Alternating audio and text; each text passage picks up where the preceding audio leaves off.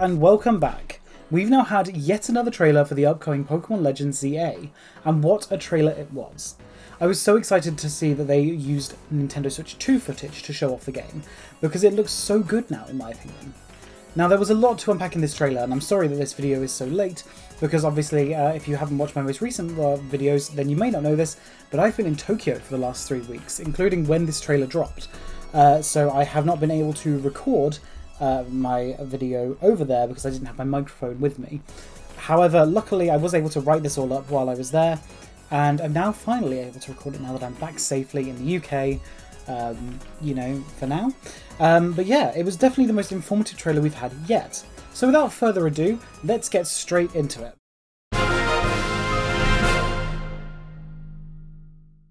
Safe to say, Mega Evolution is back in full force.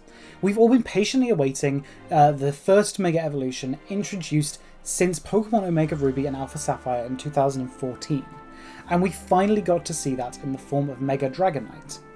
Dragonite is one of those Pokemon that everyone thought would get a Mega in Generation 6, or when we thought that there would be some in Sun and Moon or Pokemon Let's Go Pikachu and Eevee. So to finally see it get one is fantastic. As for the design itself, I really like it. I know that a lot of people are really disappointed because it's not cool enough or whatever, but I adore cute Pokemon, and Dragonite has always been more on the cute scale, so accentuating that here really works well. I love that they tried to give it more Dragonair-like features, as I've always preferred Dragonairs designed to Dragonites, and I think the wings look really great, though I did see one person's fan design where there were multiple sets of wings going down the back, which I really loved. The pearl on the tail is a really nice addition as well. It's nice to finally get a new design after so long without one, and my timelines across all of my social media have been flooded with fan art for this new Mega. But it's not the only Mega news we got. There's actually quite a lot that the trailer did talk about, but more importantly there's a lot it didn't talk about. Let's start with the Rogue Mega Pokemon. I speculated in my previous video that the ZA Royale would take the place of Noble Pokemon from Pokémon Legends Arceus in terms of story progression. It seems that I was partially right, with it not replacing them but being an addition.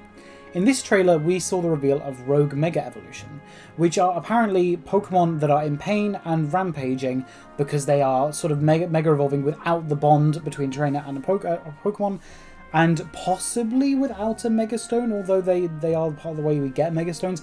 Hard to explain, we don't just know yet. Anyway. In this trailer, we see us fighting the Pokemon with a member of Team MZ, who we'll come on to later. The Pokemon seem to be larger than usual, and the best way to fight them is with Mega Evolution. Interestingly, unlike other battles where the only way to charge the Mega Meter is through queuing up moves, the Rogue Mega Pokemon seem to have give off some sort of physical charge that you can collect, like Energy in Pokémon Tournament, or Dynamax Charge in Pokemon Go. We see Harmony collecting that one that drops off the Mega Tyranitar in the trailer. We know that the main reward for defeating these Pokemon is the corresponding Mega Stone, so some Megas will be locked behind this mechanic, such as Absol, Tyranitar, and Slowbro. This feature seems really fun in concept, and the battles look really fun and fast-paced. It is interesting looking at the levels of the Pokemon in the trailer. While we only see the level of the Tyranitar, that being 59, we see a shot of Lida using her Staryu in one of these battles, which implies a far lower level battle, as Naveen is later seen using a Crocodile in one of the battles, so it's not a Sword and Shield max raid situation. My guess that this would be the Absol, as in Pokemon X and Y it's available pretty early on, and having a Mega Absol available quite early into the game would be pretty cool. Alternatively, it could be something like Mega Beedrill, or even a brand new Mega. What's interesting is that this isn't the only way we can obtain Mega Stones in the game. There are 2 other confirmed ways to get them, however neither of them were talked about in the actual trailer itself. Firstly, there's completing requests for Mabel and Emma. We'll be talking more about Mabel herself later on, because there's a lot to unpack there, but on the website it was confirmed that sometimes we'll get Mega Stones for helping her out, and same with Emma. Secondly, and this one wasn't even shown in the trailers, we can obtain Mega Shards in a very similar way to Tumblestones and Apricorns in Pokémon Legends Arceus. There are clusters of Mega Energy around the city, and they can be broken by our Pokémon to give us Mega Shards. We can then exchange these shards at Quazatico Inc. for Mega Stones, among other items. This is really cool, and it means that we may be able to choose when we obtain certain Mega Evolutions. We do know that only one Mega Stone of each type can be obtained in the game, as the mystery gift Ralts that you get for early purchase bonus or whatever, which is holding a Gardevoirite, has an asterisk on the website saying that if you've already obtained Gardevoirite, the Ralts will be holding nothing. So it's most likely that Mega Stones will be split into 3 categories: Rogue Mega Stones, Request Mega Stones, and Shard Mega Stones. I definitely think this is an interesting way to obtain Mega Stones, as it really combines the elements of the Sun and Moon method with the Mega Shards, as well as, to an extent, the way that they were found in Generation 6, specifically with the Rogue Mega Pokemon. Quick note about the Request Mega Stones, the wording is a tad odd with that, saying at times you'll obtain Mega Stones, which I took to mean that as sometimes Mabel will give you Mega Stones, but could simply mean that you obtain Mega Stones in other ways. Also, the website has now confirmed that the Stone Emporium from X and Y will be returning and will sell certain Mega Stones. What is interesting about the Mega Crystals and Rogue Mega Pokemon is the lore surrounding them. Mega Evolution has always been about the bond between trainer and Pokemon, so I believe that we wouldn't see any Wild Megas in ZA, like how we saw Wild Terra-style Pokemon in Scarlet and Violet and Dynamax Pokemon in Sword and Shield. However, clearly something has happened to cause some Pokemon to Mega Evolve without a trainer. Working out what's causing that is going to be a big part of the plot, if I had to guess. We know that it ties in with Emma's story, as she's the one who tells us about it, and we also know that Quazatico Inc. are involved. According to the website, they're the ones who ask us to investigate this matter. My first guess was that if we're going with the idea that Jeff and Vinny aren't as benign as they come across, and that this is another parallel to the Sword and Shield story, where Rose performed experiments that caused wild Pokemon around Hammerlock to Dynamax, and now here we'd see the same in Lumiose with Mega Evolution. And this time, we'd actually get to experience this, rather than just looking at a JPEG of Leon with a rotated Dynamax Berserker model. However, while I still feel that is a strong possibility, I can't help but feel that there may be something else going on. Rose had a clear motive for using Dynamax energy, awakening Eternatus and providing energy for the Galar region. We know that Mega Evolution is intrinsically tied to Infinity Energy, the energy that Arceus used to effectively create the Pokemon universe, and also the energy that powers the ultimate weapon. Do you see where I'm going with this? I've long speculated that Quazatico Inc. are experimenting with the ultimate weapon, given the appearance of the weapon in the game's logo, coupled with the strange decision to block off the Camphrier Town gate. Similarly to Rose gathering Dynamax energy to awaken Eternatus, could Jet be gathering Infinity Energy to use the ultimate weapon? This could also explain why Quazatico Inc. are the group that take your Mega Shards and give you Mega Stones in return.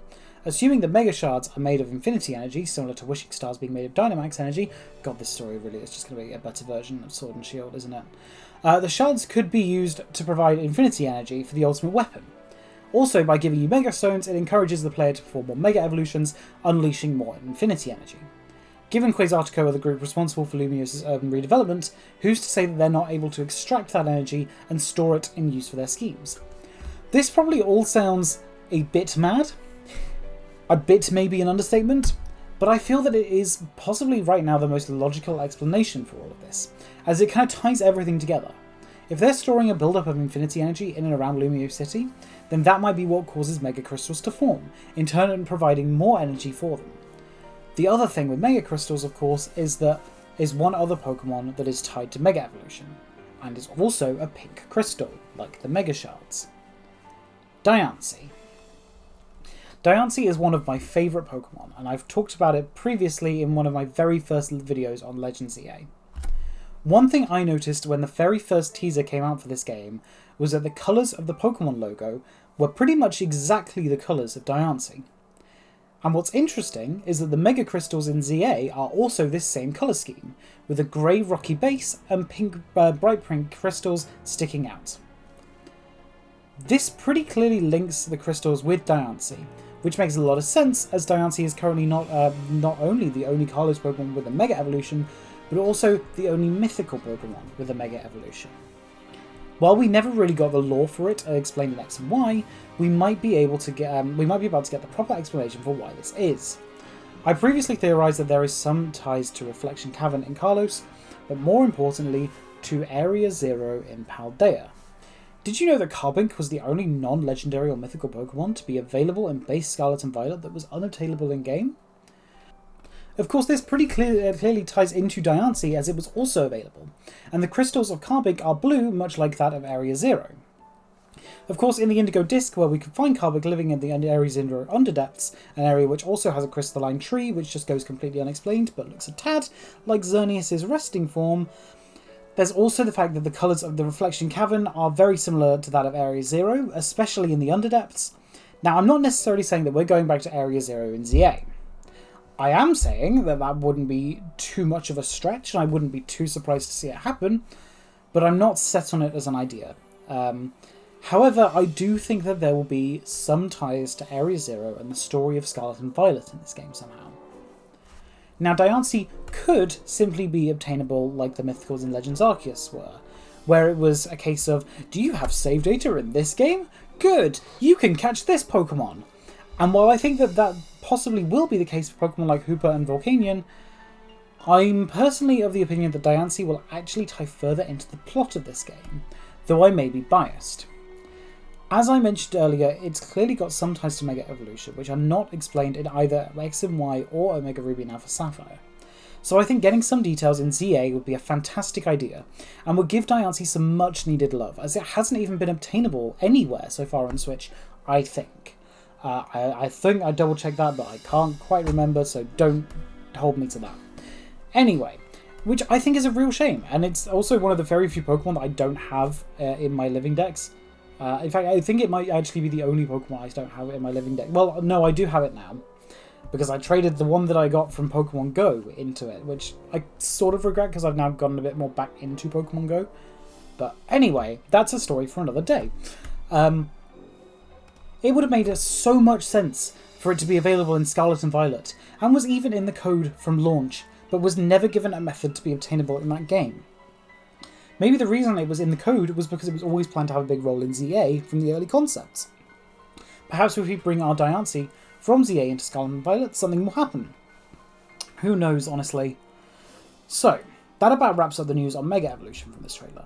Considering it was effectively a footnote besides the Mega Dragonite reveal, I've had a lot to talk about, mostly on Diancie in fairness. But now let's move on, and talk about the newly revealed and returning characters.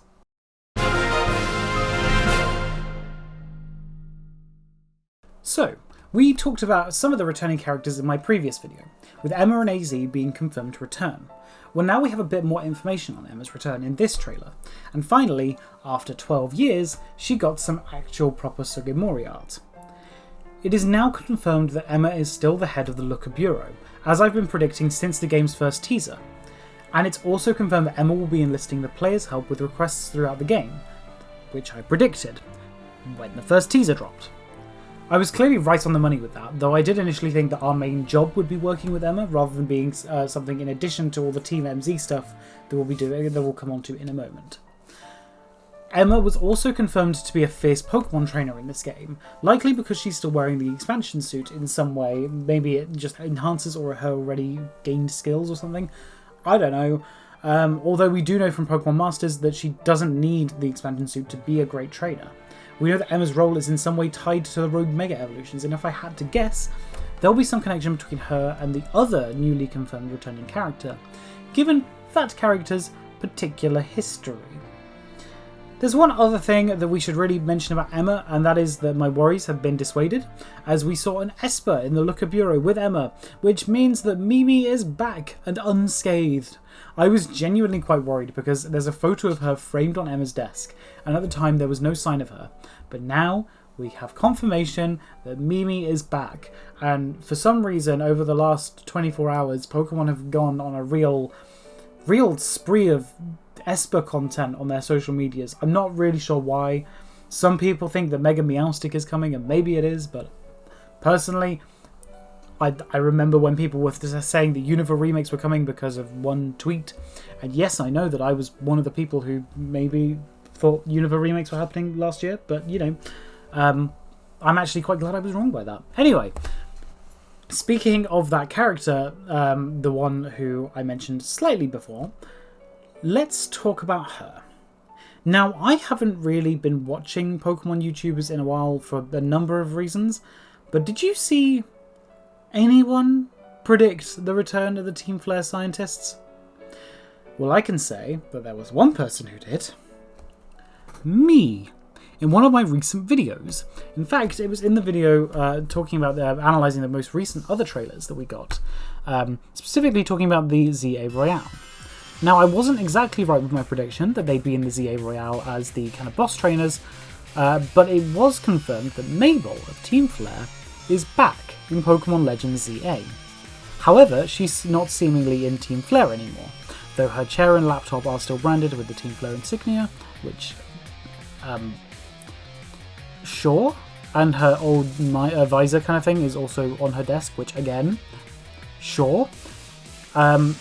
You know, and it doesn't even seem that she's just going to be a random Pokemon trainer. She's instead the head of the Pokemon Research Lab. Specifically, the wording is that she's the acting director. The word acting is important as it implies that she's not the full-time head, but that she's having to step in to take their place. Keep that in mind, we'll be coming back to that later. Now, she's currently stepping into the role of Professor Sycamore from X and Y. She's responsible for the Pokédex and the study of Pokémon in Lumio City, and she's even got his laboratory down to the very same room.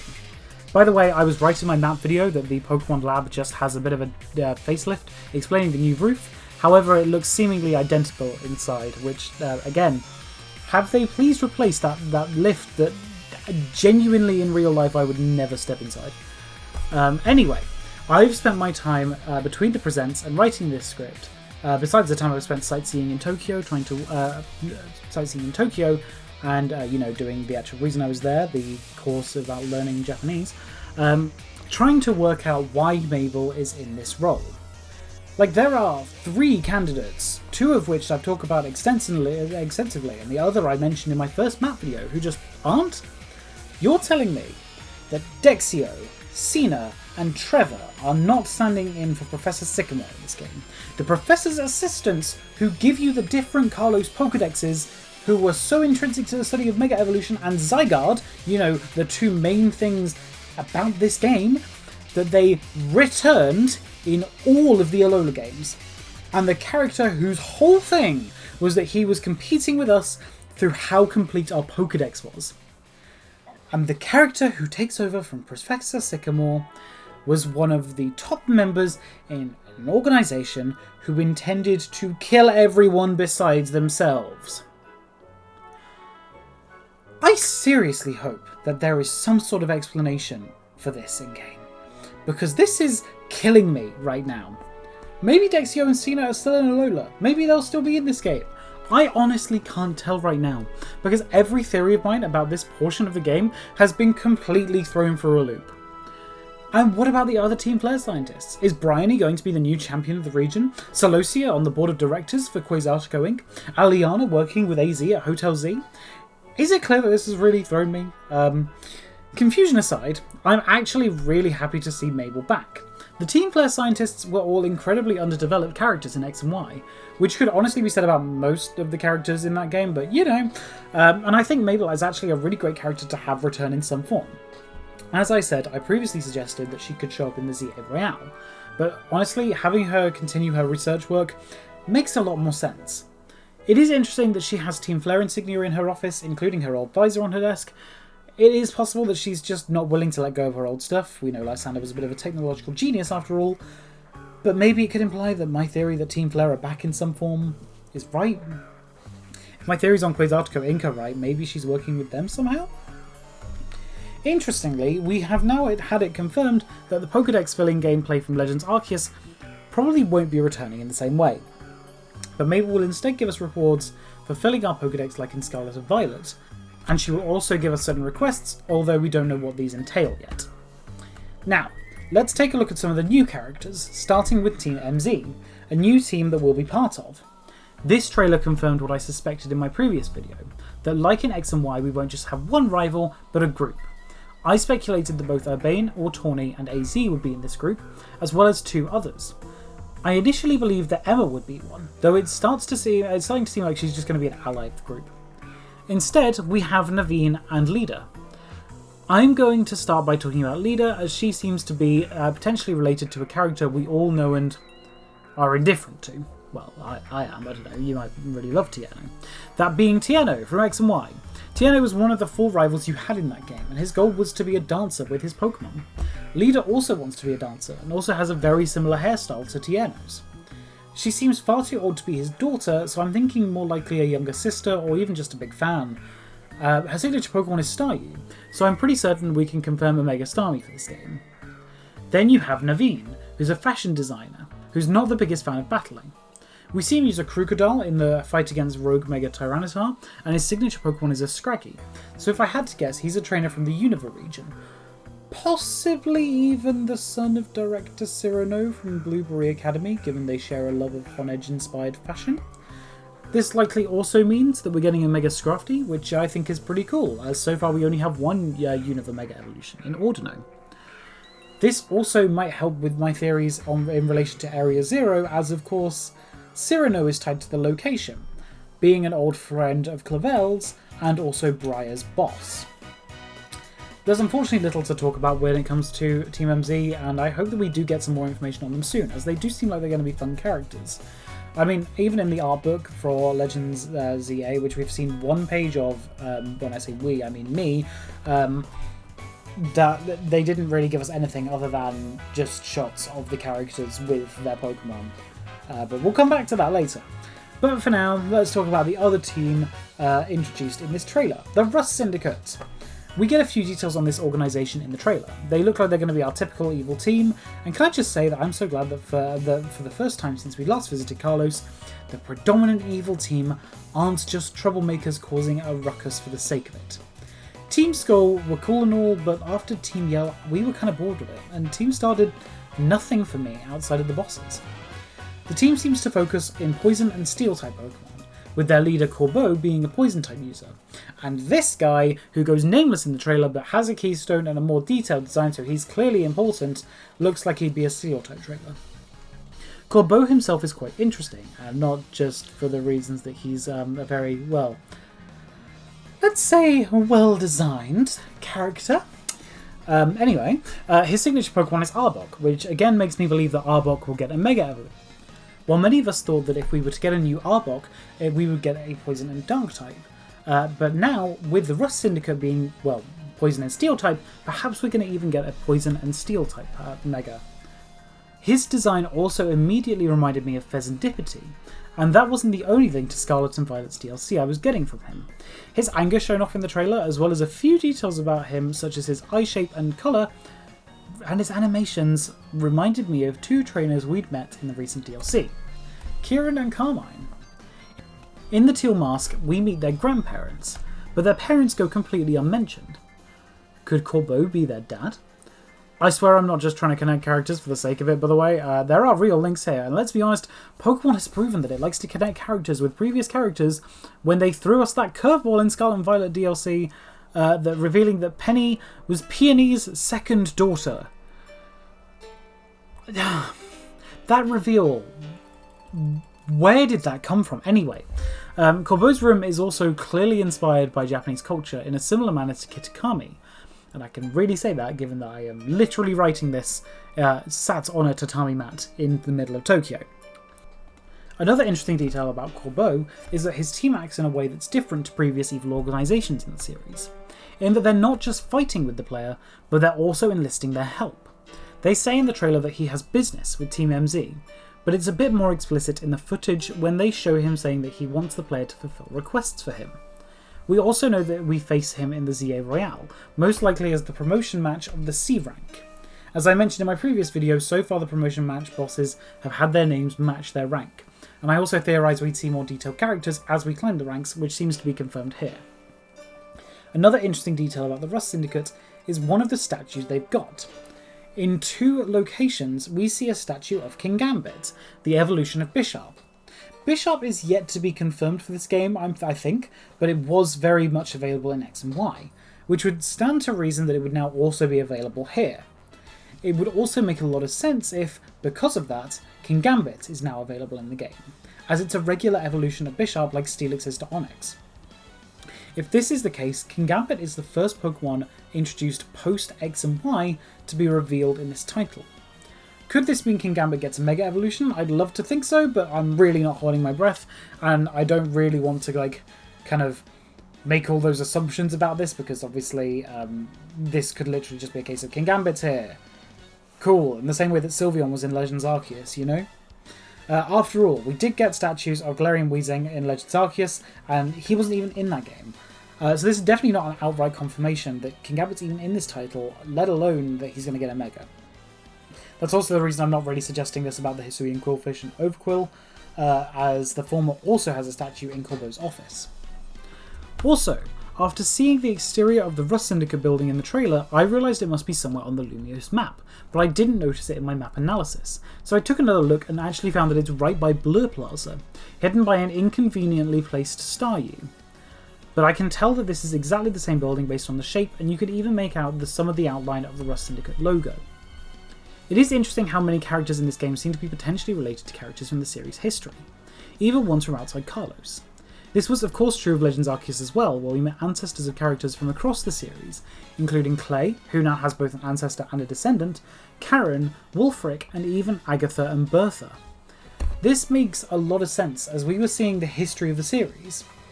As a series, the Pokemon games are oftentimes very singular in focus, with small references to previous entries but not usually major character returns or relations like other series. Exceptions, of course, being the Alola, Johto, and of course Black and White 2 titles. But with the Legends series, we're starting to see a bit of a trend that in a lot of both returning characters and new characters who are related to previous characters. Of course, in so many ways that makes a lot of sense, especially when you're returning to a region to do a sequel like we are in ZA. But characters like Corbo's, who is potentially related to Kieran and Carmine, and from the Scarlet and Violet DLC, does make this interesting. Not to mention the fact that obviously you had a character like Ingo who just straight up showed up in Legends Arceus with very little explanation even now still. Anyway, now I've already talked about how I think Area Zero might tie into these games because of a number of connections, not to mention the initials of Area Zero being AZ, this game being ZA, and one of the main characters in this game's name being AZ, and the fact that Area Zero was very possibly created by the first use of the ultimate weapon, but that's a theory for another day. But if Corbo is related to Carmine and Kieran, characters who have ventured into the underdepths of Area Zero, and if Naveen is related to Cyrano, who's got his own relations to the crater, is it possible that the story of Scarlet and Violet will continue in this game in some form? Personally, I'm of the opinion that yes, it will. Mainly because I want more from the story of Area Zero. I feel like as much as we were promised lots of new details in the Scarlet and Violet DLC, we didn't really get that, if I'm being honest. So I'm kind of ready to dive back into Area Zero and find out more. But anyway, unfortunately I still have a lot of thinking and theorising to do on that front, so please bear with me, as for now I'm going to continue the analysis of this trailer and leave this massive theory for another video coming soon. In that video, I'm going to take a look at the links that this game might have to both Scarlet and Violet and Sword and Shield, and try to piece together what I think might happen in this game's story, and kind of take a look at the interesting connections to the past, as there is one thing that I noticed just now, and I mean, when I say just now, I mean literally just before recording this, after I've written it. This is me just spewing my thoughts out. That being that this company's name, who are involved in all of this, is Quazatico. Quasar. As in Ray Quasar. Obviously, that could mean both everything and nothing. Rayquaza obviously does have a Mega Evolution, which, given that I've said that I'm pretty certain that we're going to see every single Mega Evolution Pokemon in this game, I would not be too surprised if in a post-game sort of thing, we kind of got a Delta episode-esque thing, where we got Mega Rayquaza available through a Rogue Mega Evolution type thing. But anyway, that's all to be discussed in the Hidden Truth of Area Zero, or whatever I'm going to call that video in the end. Now, we've talked a lot about the characters, but this trailer is being labelled as the story trailer, and I want to take a look, see if we can start to work out what's fully going on here. Without going too in-depth in the theorising sense, I'm mostly taking a look at the actual, what we see in front of us, and try to piece that together.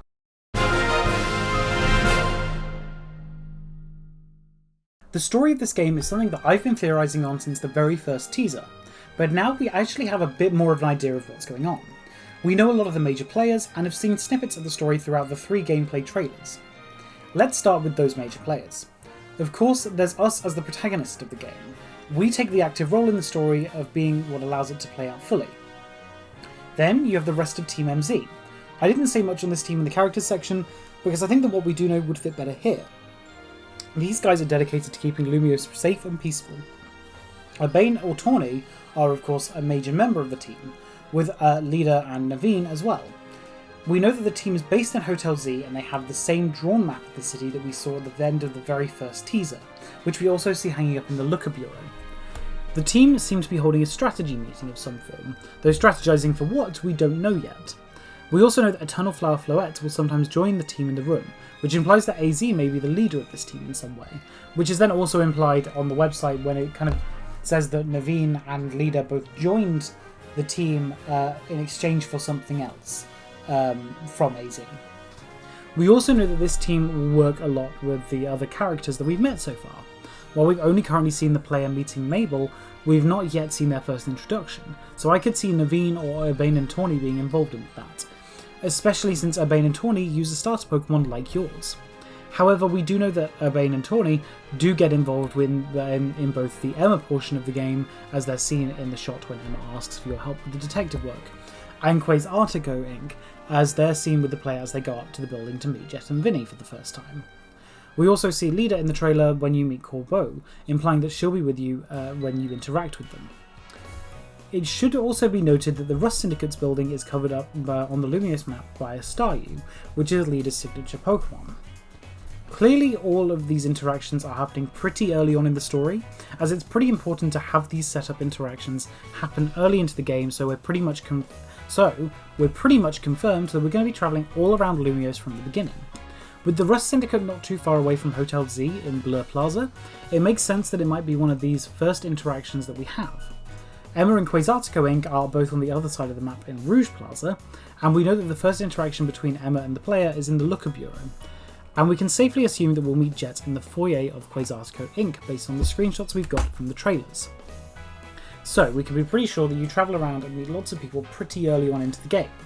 But what about the progress of the rest of the story? What happens and when?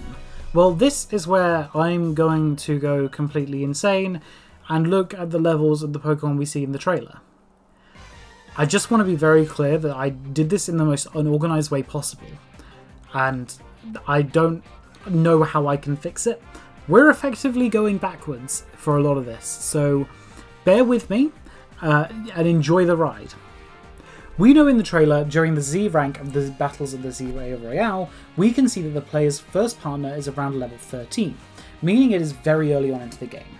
However, we do know by now that we've unlocked, at the very least, 2 or 3 of the wild zones at this point.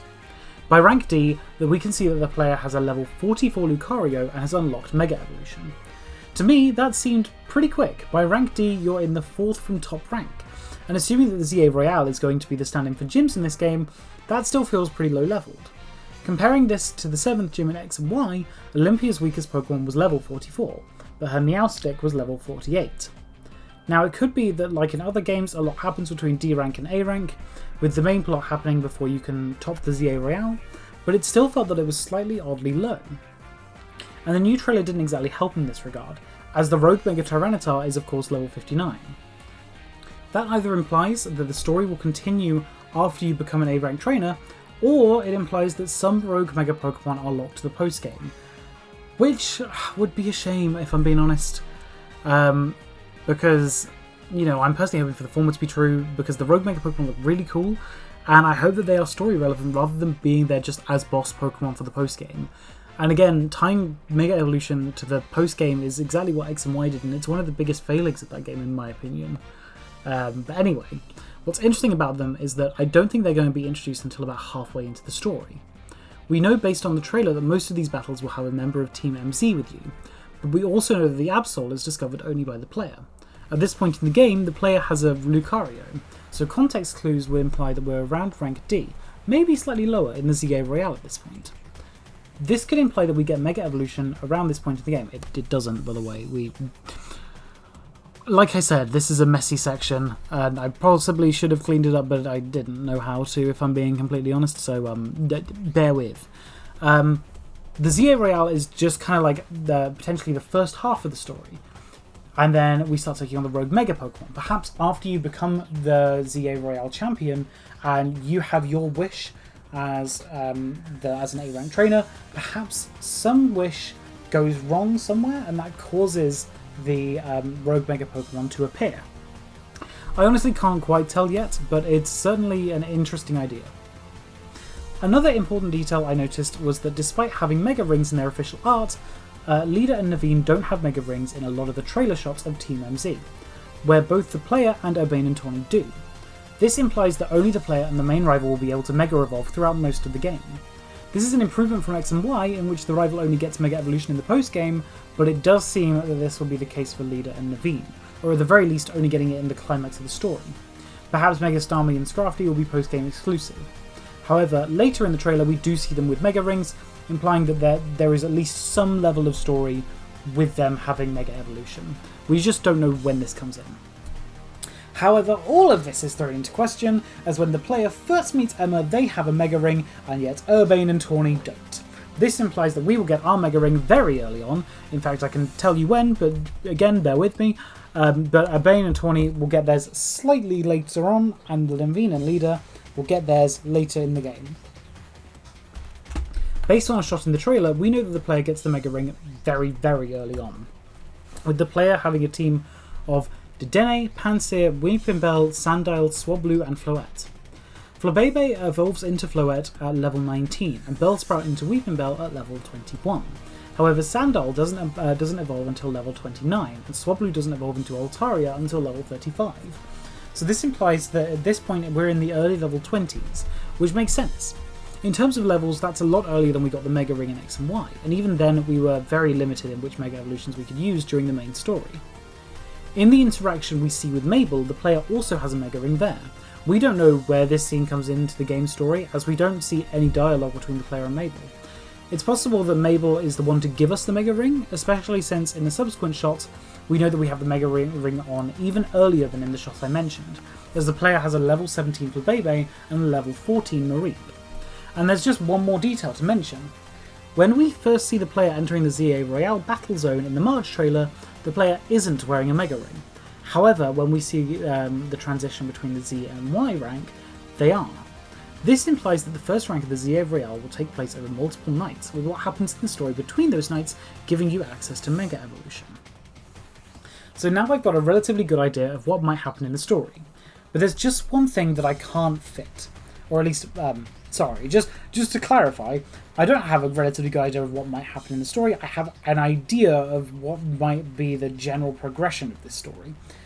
I worded that very weirdly when I wrote this script. Is it clear that I wrote this script in Tokyo when I was already quite tired and battered by 36 degrees Celsius heat? Anyway, there is just one thing that I cannot fit into this story at all, and it's bothering me. But also, I feel like this is a deliberate choice to hide. Zygarde. I cannot work out where Zygarde fits into this story at all. We keep seeing shots of it in its 10% form in the trailers near Hotel Z, and cells around the world, but nothing conclusive. I'm hoping we find out more on that soon. Well, I say soon, I mean, at this point, it is, when I'm recording this, it's the 9th of August. By the time you're seeing it, it's probably closer to the 16th of August. And in a couple of months, we're going to be playing the game for ourselves. So I suppose I wouldn't really mind if that was kept a secret until then, at this point. The wait is killing me with all of this. I feel like the wait always kills me with these sorts of things, so I love to just know what's going on. I think maybe that's a very autistic thing of me. I don't like having no information. I like speculating, but then I also like to then get the actual information that answers that. And it's not long now. I've waited for, nearly 2 years. Well, not nearly 2 years, probably about a year and a half now. I've waited for nearly a year and a half, and I'm kind of ready to find out more and to play this game. Because, my god, I need a new game to play because I'm getting so bored of the games that I've been playing for years at this point. Anyway, now, there's not much to talk about from a gameplay perspective in this trailer that we haven't already touched on. So I'm going to finish off with a few closing thoughts, including clearing up a bit of a misconception that I've noticed people making in my previous videos. Well, I am going to do that. However, in true Saturn fashion, I was in Tokyo for too long, meaning I couldn't record this video for a while. And while I was there, some more things happened. Things that I haven't yet seen many or anybody really talking about.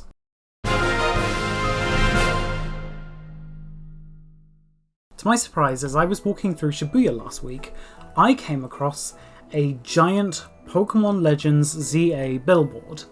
When I first saw it, it was in the middle of the day and I was on my way somewhere, and I thought, oh cool, but assumed that they would all be screenshots that we'd seen a million times before. Oh, how wrong I was. When I came back the next evening, I noticed that they were all completely new screenshots, with relatively interesting details to talk about. So, with that being said, I took a load of new photos of each one, and now I'm going to analyse them all with you now. Also, can I just say how cool it is to have been one of the first people to see this Pokemon news just appearing in front of my eyes? I was literally there the day they put it up, or as close as, since a few days before when I'd been in Shibuya, it just wasn't there. Now, let's go from left to right. Starting with the leftmost screenshot, we can tell that this is a very early area of the game, as we can see the trade station to the left. What makes this screenshot noteworthy is that among the pre-evolved Pokemon such as Goomy, Skidoo and Totodile, we actually see a Pokemon that doesn't quite fit in the early game. Sitting on the train station is an Ampharos. Now this is a trainer's Pokemon and won't be catchable, but the idea that we're going to see a variety of Pokemon in different evolutionary stages at the same location definitely goes a long way to implying scaling of some form will be in this game. Outside of that, there's very little to say about the screenshot, but it is cool to see a bit more of Lumiose in general. The next image goes a long way to kind of really enhance what I was just talking about, as we see the area directly outside of the train station and a mix of Pokemon like Fletchling, Curlier and Dragonite. Obviously Dragonite is going to be pretty heavy in the marketing at the minute, with it being just having its new Mega Evolution revealed, so you know, kind of expected to see it a couple of times now. While again, all of these Pokemon are trainer owned, it's definitely really interesting to see this mix. A slightly more interesting screenshot is the third one along, as we see a number of trainers seemingly competing in the ZA Royale, given the nighttime setting and their stances. But there's also an Alpha Watchog, which implies that there will be some wild Pokemon catchable in battle zones. Again, this is very clearly just outside the train station, as you can see the PR video studio in the background. However, it's the final screenshot which is by far the most interesting. It features 3 trainers again competing in the ZA Royale in the Ver Plaza area. However, this is clearly much later in the game, as we see a Lucario, Charizard and Florges. And the Charizard looks a little different, doesn't it? Yes, that random NPC is using a Mega Charizard Y, which is incredible to see considering X and Y had all of 4 characters use Mega Evolution throughout the entire game. So seeing that even a non-named character, you know, they're going to be able to Mega Evolve their Pokemon is a fantastic addition to this game, and really fills me with confidence about the kind of challenge level and difficulty of this game. The other thing I really want to talk about with this is that I'm not certain how real these screenshots are. I know I've just talked about each one in turn, but actually, looking at this a bit closer, I kind of need to think. I've kind of taken a look, and I think that these might not have been taken in game, but were actually edited together. The reason I say this is because in both of the nighttime shots, we don't see any of the red lights to indicate the battle zone, and some of the trainer and Pokemon combinations we see are ones we've already met in the trailer, such as the Honedge and Florges trainers, who were both in the March trailer for the game. And also, they are not in the same location that they were in those trailers, because then the Florges trainer is fought on a rooftop, because that's where we learnt about Lucario using its move to kind of boost the Mega Gauge. Anyway, that's just an interesting thing to point out. Now, it doesn't necessarily mean that it's not a real screenshot by any means, but it does make me slightly skeptical. Could that mean that this entire section of this video is invalid? Yes, but it could also be an accurate representation of the game. I'd hope so. It would be a tad odd to make completely fake scenarios. However, elements of the game such as the Alpha Watchog could just be there to remind you that Alpha Pokemon are in the game, rather than us seeing them in battle zones. But who knows? if I'm being completely honest, the main reason I wanted to talk about this was just because of how cool it is to kind of have been able to see this in person. You know, I don't go to Japan very often, believe it or not. That's only the second time I've been. The last time was in 2019, in the run-up to Sword and Shield. But, you know, Japan has really gone out with the marketing for this game.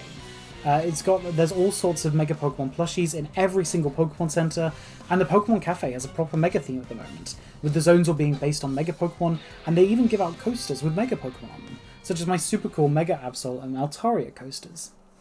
Oh, and that reminds me, I got to take a sneak peek of the art book for the game, as I mentioned before, as there was a cool display for it in the Pokemon store in Tokyo Station. Nothing major other than some cool art of Team MZ. The main detail that we got was that Urbane and Tawny will be using the corresponding Meowstic of their gender, similarly to Carlum and Serena in X and Y. Now, on to my actual closing thoughts. To start off, I'm going to say that the presents came at a really weird time. A lot of mobile games for the Pokemon series have their anniversaries in August, including Pokemon Unite and Pokemon Masters. However, this was still too early for them to announce many details about those anniversaries, so we got some quite odd reveals outside of the news from Aardman and the ZA news. Masters segment was purely to hype up the release of Carmine and Sinistcha, which is cool and all, but it really needed its own trailer, and not to mention the fact that actually, I think they might have pushed Carmine forward in terms of release to fit for this trailer, because Carmine's event gave no gems, had literally no story to it, and she just kind of is there now. And there's a whole big event later this month focusing on another character from the DLC, who I won't spoil, coming into the game. Anyway, the TCG just showed off some new art rares from the upcoming set, but we didn't even get any news for TCG Pocket, despite the new set being announced just 2 days later. Sleep teased a new area, but the main focus of the trailer was to show off the return of the legendary beasts, Pokemon which already had a big focus last year, across their events. It all just felt very abnormal, but of course it had to be now for ZA. It seems that they're not going to be just posting trailers like they have done previously. I mean, maybe Worlds will get like a kind of basic trailer, I don't know at this point, but I mean, I'm trying to remember, I don't think we got anything for Legends Arceus at 2021 Worlds, so I don't know, maybe not. And as so far, all of the trailers have come from Pokemon Presents or Nintendo Directs. So I'm guessing the next time we'll get news is in a Nintendo Direct, maybe in September? Now, I just want to be a bit clear. This is a bit more of a kind of clarifying point that I kind of wanted to clear up, because I think some people have kind of got the wrong end of the stick with what I've said about this game. I've seen some people go in my comments on my previous videos claiming that I'm trying to say that ZA is disappointing because it's only in Lumiose, and that I'm trying to make people hope for something more. This is legitimately not the case, and I'm sorry that that's how that came across to you. Look, it's my job to speculate on what we see, and if I see clear hints that we won't be as confined to Lumiose as we've been told, I'm going to talk about it. I think the whole gate thing that I talked about in my map video is a really interesting point, and actually, while I'm still not convinced that we're going to go outside of Lumiose, it definitely raises that speculation and made me think about it, whether we could potentially have that as an option. Personally, I have no issue particularly with us being stuck in Lumiose, and I'm seriously excited for this game. Would I love to re-explore Kalos as a whole? Yes.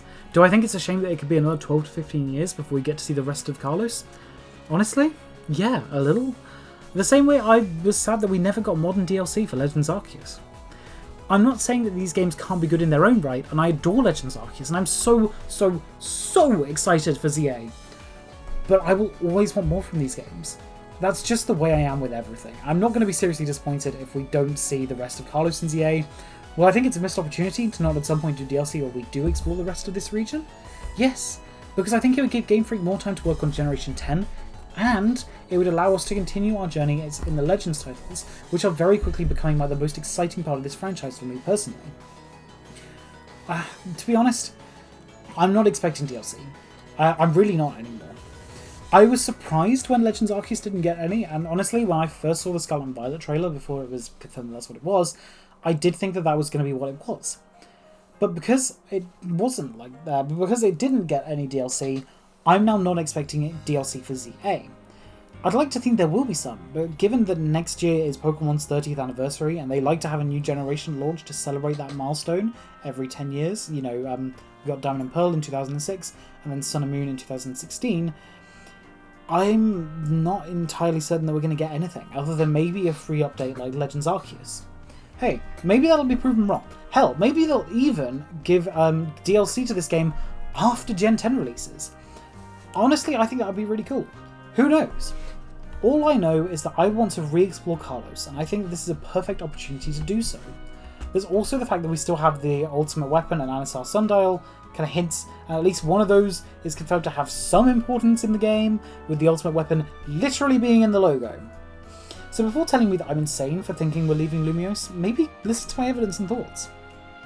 So just for the TLDR, fully clarify my stance on leaving Lumiose and ZA, I'll say it here.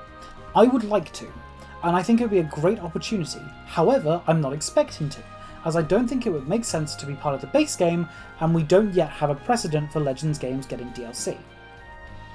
One final thing. I was talking about scale in my map video, and I was thinking, I bet they've hidden some secret screenshot somewhere that I'll just find just too late to really show off the scale of the map. And lo and behold, they have. As some of you know, I've been in Tokyo as of late. I'd say as some of you know, I've been going on about it non-stop. And I've been there studying Japanese. But of course, this did allow me certain other benefits, such as going to every single Pokemon Center that I could find in Tokyo. Well, aside from the ones that I couldn't get to in time because of the tsunami. Fun times. Anyway, I was able to gain a bit of information on CA from them, because they give you a little leaflet with some kind of cool activities and things to do. There's a colouring page based on Pokemon Horizons, and a couple of other tiny things, just kind of basic cool things. And the ZA stuff is basically just the stuff from the February and March trailers, and there's not even new stuff for the new trailer, but that will probably change when the new kind of theming for the Pokemon Centers changes up in I think in September. I think that's when it changes. Anyway, there is a screenshot here that is not present anywhere else, however. That screenshot is of the area between Ver Plaza and Centrico Plaza and gives us a perfect sense of scale. It's a big map, guys. It looks like it's going to be very spacious, and I can't wait to see what the game has in store for us. With all of that being said, I leave you for now. Until the next time, trainers, au revoir.